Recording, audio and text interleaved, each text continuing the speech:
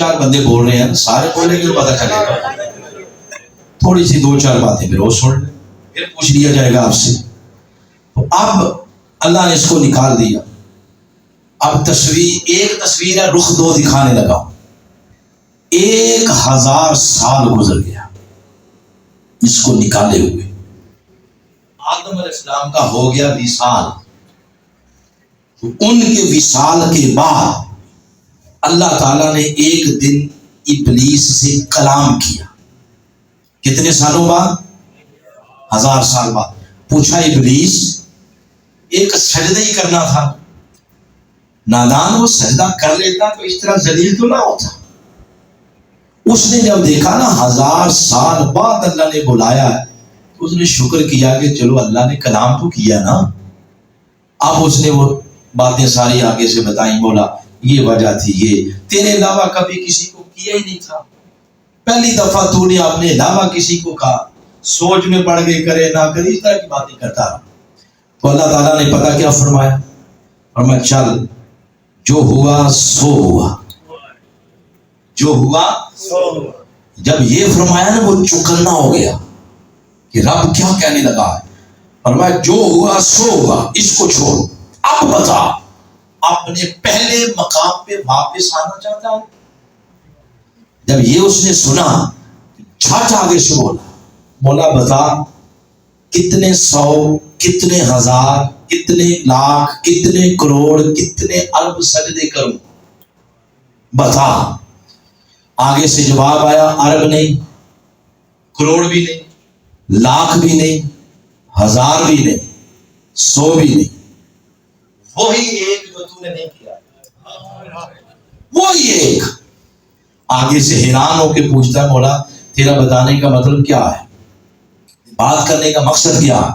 فرمایا اسجد لقبر آدم، آدم کی قبر کو سجدہ کر، اغفر ذنبک و اقبل توبک، تیرے گناہ بھی معاف کروں گا، تیری توبہ بھی قبول کروں گا۔ بڑا دھیان سے یہ بات سننی، یہ جو اس نے سجدہ نہیں کیا تھا یہ قبر والا نہیں تھا، یہ آدم کی ذات کو اس نے سجدہ نہیں کیا تھا۔ لیکن جب آج قضا کروائی جا رہی ہے، آج ذات نہیں، آج کیا کہا؟ قبر کو کہا۔ اس سے یہ پتا چلا کہ اللہ کے ہاں جو ادب، جو تعظیم نبی کی ذات کی ہوتی ہے، وہی ادب و تعظیم نبی کی قبر کی ہوتی ہے۔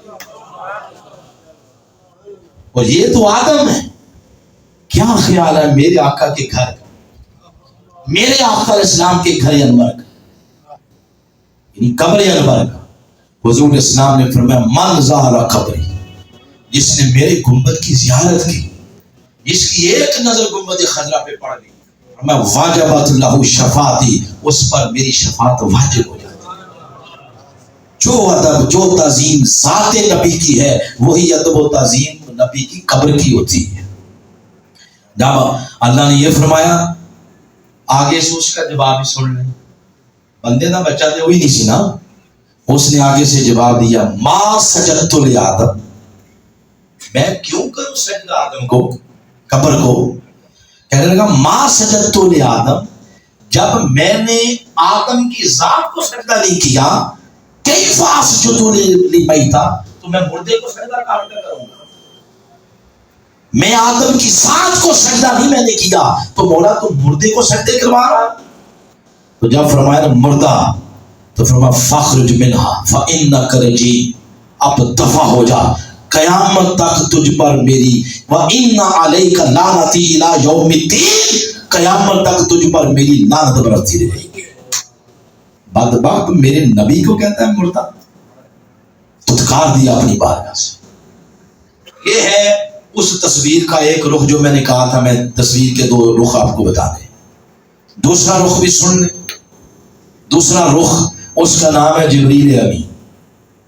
جبریل امین سے اللہ نے پوچھا، بتا جبریل، یہ میں نے جب حکم دیا تھا سجدے کا، تو سب سے پہلے سجدے میں کیوں گیا؟ سب سے پہلے سجدے میں تو کیوں گیا؟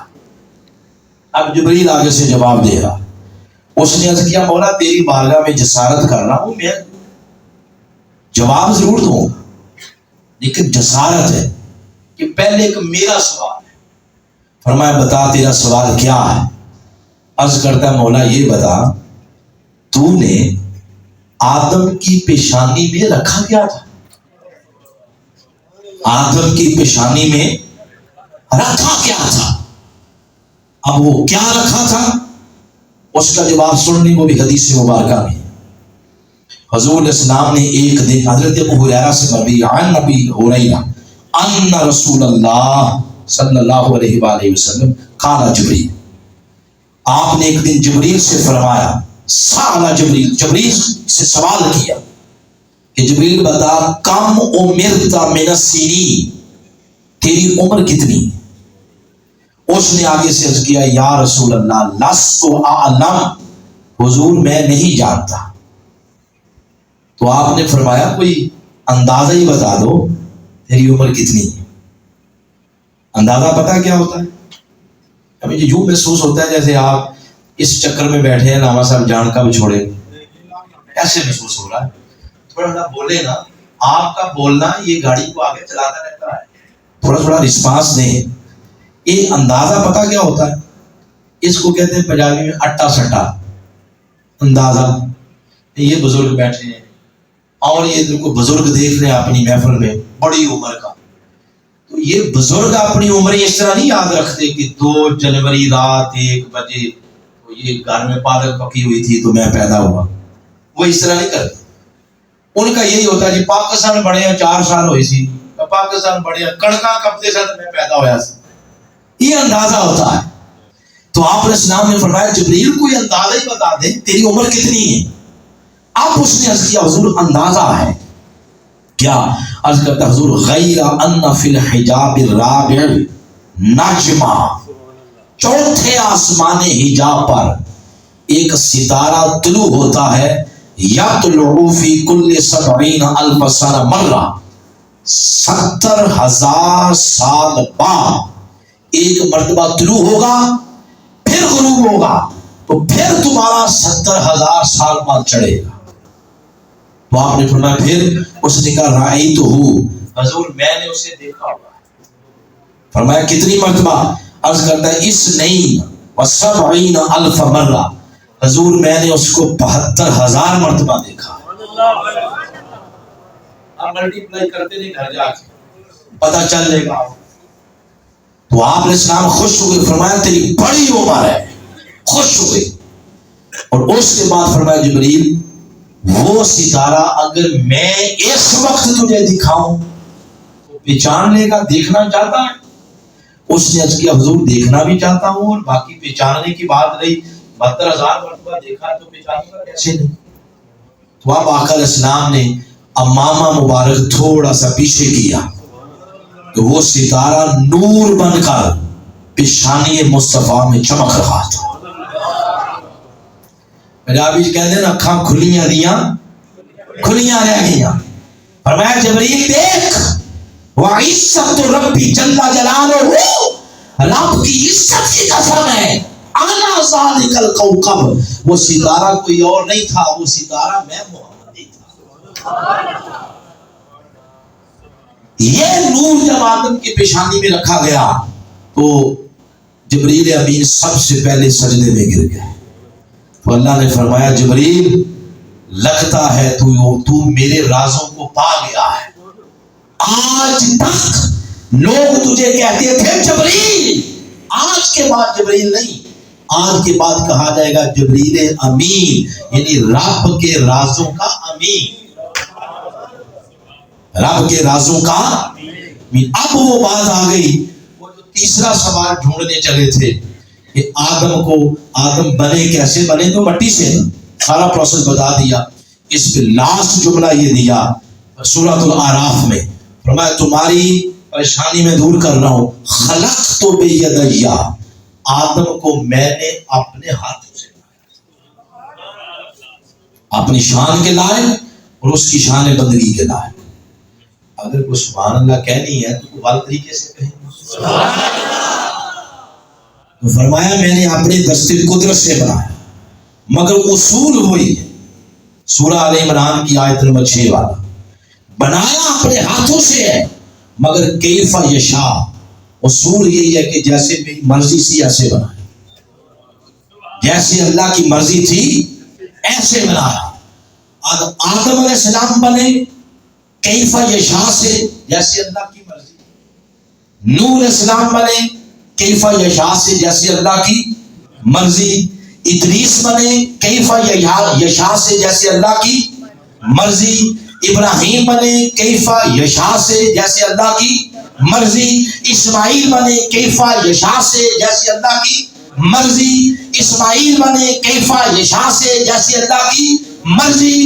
اسحاق، یعقوب، یوسف، عیسیٰ، موسیٰ، زکریا، یحییٰ، 1.25 نبی وہ بنے کیف یشاء سے، جیسے اللہ کی مرضی. لیکن جب باری آئی مصطفیٰ کی، جب باری آئی آمنہ کے لال کی، جب باری آئی فاطمہ کے بابا کی، جب باری آئی حسن حسین کے نانا کی، اصول بدل دیا، طریقہ بدل دیا، اپنا معاملات بدل دیے. فرمایا آج تک ہر کسی کو بنایا کیف یشاء سے، اپنی مرضی سے. اب بنا رہا ہوں اپنے محبوب محمد کو. اے حبیب، سب کو بنایا اپنی مرضی سے، آپ کو بناؤں گا تیری مرضی سے.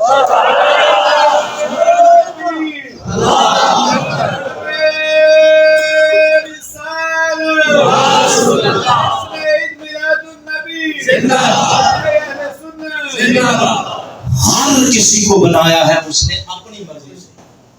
ایک آمنہ کے لال ہیں جن کو بنایا ہے اللہ نے ان کی مرضی سے. آپ پوچھیں اس پر کیا دلیل؟ دلیل تو آپ کو میرے بھائی نعمان صاحب آئے چلے گئے، وہ بتا رہے تھے میرا تعلق ہے منہاج القرآن سے. ایسا ہو نہیں سکتا کہ ہم بات دلیل کے بغیر کریں، یہ ہمارے قائد نے سکھایا ہی. دلیل اس پر حدیث ہے اور راوی حضرت حسان بن ثابت رضی اللہ تعالیٰ عنہ اور گواہ بڑے بڑے اپ گریڈ صحابہ کرام، جس میں سیدنا صدیق اکبر جیسے لوگ بیٹھے، اور سب سے بڑے گواہ میرے آقا حضرت حسان نے. اب سن وہ کیا ہے جس میں حضور کی مرضی ہے، وہ حدیث سنیں. وہ شعر کی شکل میں انہوں نے عرض کیا. اب میں آخری گلی میں داخل ہو گیا ہوں، باتیں اب 5-10 منٹ میں ختم ہو جائیں گی، توجہ سے سن لیں یہ باتیں. عرض کیا وَأَحْسَنُ مِنْكَ لَمْ تَرَ قَطُّ عَيْنِي، اے میرے آقا میری آنکھ نے، یعنی حسان کی آنکھ نے آپ سے بڑھ کر سونا آج تک تکا ہی نہیں ہے. یہ حضرت حسان عرض کر رہے کہ حضور آپ جیسا سونا ہے ہی کوئی نہیں. اب یہ بات سن کر سیدنا صدیق اکبر ہی کھڑے ہو جاتے اور یہ فرماتے حسان بھائی تو اپنی بات کر، باقی کیوں کرتا ہے؟ باقی لوگ دیکھ لیں گے، ہو سکتا کوئی اور بھی سونا ہو، کہ اپنی آپ پر پابندی لگا باقی پہ نہ لگا. تو سیدنا صدیق اکبر نے بھی یہ بات نہیں کی. حضرت فاروق اعظم بھی کھڑے نہیں ہوئے، کوئی صحابی کھڑا نہیں ہوا. کیوں کھڑے ہوتے؟ اگر منع کرتے تو حضور خود کرتے نا. صاحب شریعت بیٹھے، آپ نے بھی منع نہیں کیا، آپ مسکرائے. آپ کا مسکرانا علامت تھی اس بات کی کہ حسان نے جو کہا واقعی میرے جیسا حسین رب نے پیدا نہیں کیا. اس کے بعد دوسرا مصرع اجمل منک لم تلد النساء، حضور آپ جیسا جمیل کسی ماں نے پیدا ہی نہیں کیا. اب دیکھیں پہلے مصرے میں لفظ آیا ہے حسین، دوسرے مصرے میں لفظ آیا جمیل. پہلے میں بیان ہوا حسن، دوسرے میں بیان ہوگا جمال. ہمارے جو اردو کے شعراء ہوتے ہیں شاعر، وہ ان دونوں لفظوں کو اکٹھے بیان کرتے ہیں، حسن و جمال، حسین و جمیل. یہ عربی کا شاعر ہے، اس نے حسین ایک الگ مصرے میں لفظ لایا ہے اور جمیل یعنی جمال وہ الگ مصرے میں. اس کا مطلب ہے کہ حسن کچھ اور نوعیت کا ہوتا ہے اور جمال کچھ اور نوعیت کا ہوتا ہے. جب انہوں نے بات کی حضور کے حسن کی تو اس کی نسبت کی حضور کی ذات کی طرف کہ آپ جیسا حسین کوئی نہیں. اور جب بات کی حضور کے جمال کی تو اس کی نسبت کی حضور کی ماں کی طرف. کیسے؟ عرض کیا حضور آپ جیسا حسین میری آنکھ نے نہیں دیکھا. اور دیکھتی کیوں؟ کسی مائی نے ایسا لال پیدا ہی نہیں کیا. اور پیدا کیوں کرتی؟ آپ کی ماں جیسی کسی کی ماں. سلام اللہ علیہ. یعنی یہ بات کر کے پورے نسب کی بات کی جا رہی ہے. نسب مصطفیٰ حضرت اماں حوا سے لے کر حضرت آمینہ سلام اللہ علیہ تک اور آدم علیہ السلام سے لے کر حضرت عبداللہ علیہ السلام تک پورا نسب بیان کیا جا رہا ہے. اس نسب کی خوبصورتی بیان کی جا رہی ہے. یہی وجہ حضور نے فرمایا قیامت کے روز سب حسب نسب برادریاں قبیلے ختم ہو جائیں گے. کوئی نسب نہیں قائم رہے گا قیامت کے دن سوائے میرے نسب کے. قیامت کے روز جس نسب کا راج ہوگا وہ نسب فاطمہ الزہرا ہوگا. اس کے بعد پھر تیسرا مصرع فرمایا عرض کیا خلقت مبرئا من کل عیب. حضور لگتا ہے کہ اللہ نے آپ کو ہر عیب سے پاک پیدا کیا ہے. آپ کی صرف معجزاتی ولادت ہی دیکھ لیں. ہمارے ہاں بچے پیدا ہو تو غسل دیتے ہیں. حضور کو اللہ نے غسل دے کے بھیجا. ہمارے ہاں بچے پیدا ہو تو ناف کاٹا جاتا ہے. آقا علیہ الصلوۃ والسلام ناف بریدہ پیدا ہوئے. ہمارے یہاں بچے پیدا ہوئے تو ان کو پنجابی کہتے ہیں مسلمانیاں وہ کرتے ہیں. میرے آقا علیہ السلام مختوم پیدا ہوئے. ہمارے یہاں بچے پیدا ہو تو انہیں سرما لگایا جاتا ہے. ماں زاغر بصر کے سرمے لگا کے اس نے بھیجا. ہمارے یہاں بچے پیدا ہوں تو بالوں کو پریس کیا جاتا ہے. اس کو اللہ پاک نے واللیل کی زلفوں میں کنگے کر کے بھیجا تھا. یعنی ہر وہ عیب جو ولادت کے ساتھ ہوتا ہے نہلانا دھلانا ختنا ناف بریدہ کرنا غسل دینا یہ انسانی عیب ہے. ولادت کے ساتھ ہی اللہ نے مصطفیٰ کو ہر عیب سے پاک پیدا کیا. اور پھر آخری مصرع اس پہ جا کے گفتگو بھی ختم ہوگی. عرض کرتے ہیں کہ انک قد خلقت کما تشاء. اب یہ دائرہ میری گفتگو کا دائرے کا پہلا نقطہ تھا کیف یشاء. یہاں سے شروع ہوئی بات اور کما تشاء پہ آ کے ختم ہو گئی. کیف یشاء کا معنی ہے اللہ نے چاہا یا اللہ چاہتا ہے. اور کما تشاء کا معنی ہے جیسے مصطفیٰ نے چاہا. عرض کیا حضور یوں لگتا ہے کہ اللہ نے آپ کو ایسے بنایا جیسے آپ نے چاہا. جیسے آپ نے چاہا. تو اس پر بھی حضور خاموش نے کوئی کمنٹ نہیں کیا. مطلب یہ تھا کہ حسان جو تو نے کہا سچ کہا. اور یہ سوال کا جواب میں نہ دیا تو آپ پریشان ہوں گے. سوال یہ ہے جو چیز بن رہی ہوتی ہے وہ خود کیسے کہتی ہے کہ مجھے ایسے ایسے بناؤ. حضور تو بن رہے تھے تو حضور خود کیسے کہتے کہ مولا میری آنکھیں ایسی بنا رخسار ایسے بنا. آپ بتائیں سوال ہے یا نہیں؟ تو قبل اس کے کہ آپ اور روپیے خرچ کر کے مجھے دوبارہ بلائیں تو آپ ایک تیر میں دو شکار ابھی کر لیں نا. وہ ابھی وہ جو جواب لے رہے وہ یہ پیسوں کی بات. مطلب یہ نہیں ہے کہ کوئی ریٹ شیٹ طے ہے وہ کوئی نہیں. ایسی بات نہیں. ویسے ذوق طبع کے لیے بات کی. وہ سوال یہ ہے کہ انسان کی دو حقیقتیں. ایک حقیقت ہے کہ ماں کے رحم میں کیا ملا؟ شکل و صورت. مگر شکل و صورت سے پہلے بھی انسان تھا. یہی جواب ہے کہ آقا علیہ الصلوۃ والسلام کا ظاہری جسم مبارک جب اللہ بنا رہا تھا تو حقیقت مصطفیٰ پاس کھڑے ہو کے جا رہی تھی. کہ مولا ایسے بنا ایسے بنا. تو حقیقت پاس کھڑی تھی اور جسم ظاہری کو اللہ بنا رہا تھا. اور آج وہ حقیقت کہاں ہے؟ لوگ کہتے ہیں ختم ہو گئے. آج وہ حقیقت کہاں ہے؟ سنیں، آج وہ جسم اقدس وہ مدینہ پاک میں ہے، روضہ مبارک میں ہے، قبر انور میں ہے. اور حقیقت آقا کی کہاں ہے؟ یہ سن کے آپ اگلے سال تک آپ کا ٹیسٹ رہے گا. یہ بات سمجھ آ گئی. آج جسم اقدس میرے آقا کا وہ مدینہ پاک میں ہے، روضہ مبارک میں، قبر انور میں ہے. اور حقیقت مصطفیٰ وہ ہر سنی کے دل کے اندر. حقیقت میرے آقا کی ہر سنی کے دل میں، ہر عاشق کے دل میں.